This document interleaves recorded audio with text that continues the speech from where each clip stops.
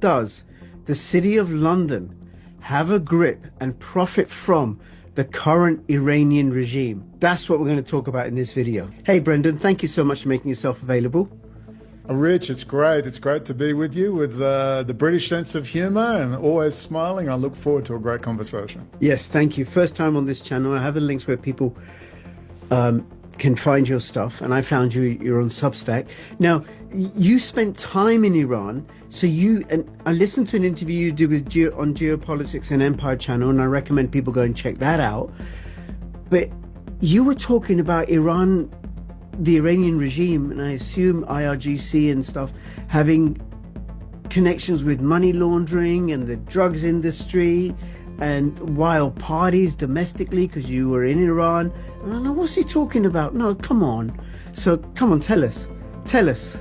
Very briefly, I did a 79-day hunger strike in jail. I was the first to be jailed under racial vilification legislation in Western Australia in 2011. I was at a Friends of Palestine rally, and a Jewish activist harassed us, and we got in an argument.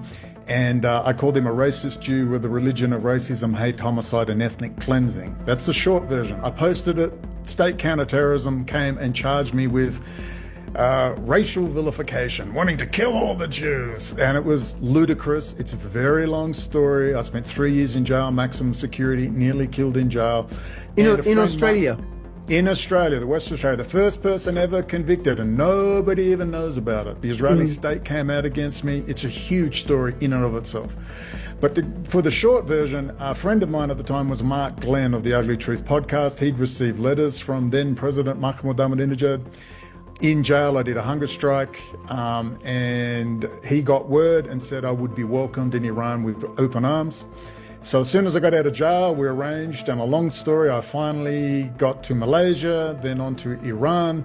And when I landed in Iran, it wasn't quite the pious, religious, smart, intelligent world of then President Mahmoud Ahmadinejad. It was the reformers. What year was this, or month in year? I arrived there in October 2016. Right. Okay. And Rouhani, the reformer, and Zarif, and I stayed in his hometown of Hansa, they were friends. The family I stayed with, the Lashkaris, were friends of theirs. And I realized these people were pure City of London. Rouhani was back and forth for 6 years to a Scottish university doing his PhD in Sharia law, because as we know, every pious Shia cleric does their PhD in Sharia law in a Scottish university, where he got to know Lord Levi and Jack Straw. Yes, people are hearing this. It's all on video. You can find it on listen, I believe you. I believe you. I'm like, bloody hell. Yeah, and I mean, I can't get it anywhere. I'm saying hello. And Rouhani's there cuddling up with Jack Straw and Lord Levi. 1 degree of separation to Lord Jacob Rothschild himself.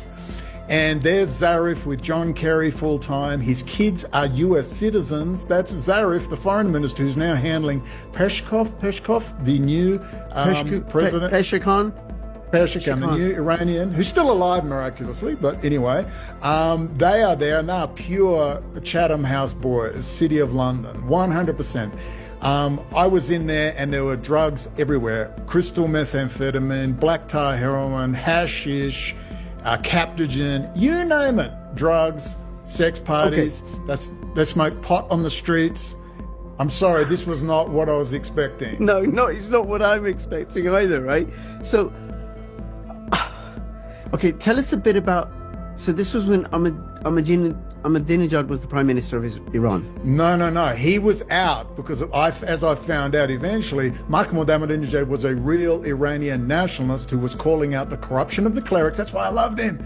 Well, I get there and I didn't realize the politics. They have a deep state.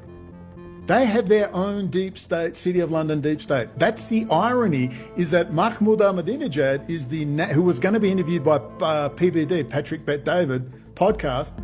They'd already done a talk on Zoom in Farsi, and they were about to interview him when the war started.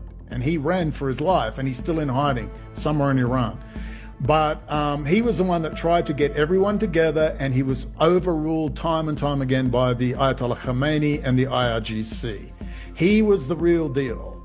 And I didn't realize that they literally have their globalist deep state in there too. And their name is Rouhani and Zarif, and they're still there. and with the Okay. lunatic son of the Khomeini, who thinks he's going to lead the Mahdi army. So there are a bunch of whack jobs who present themselves as moderate.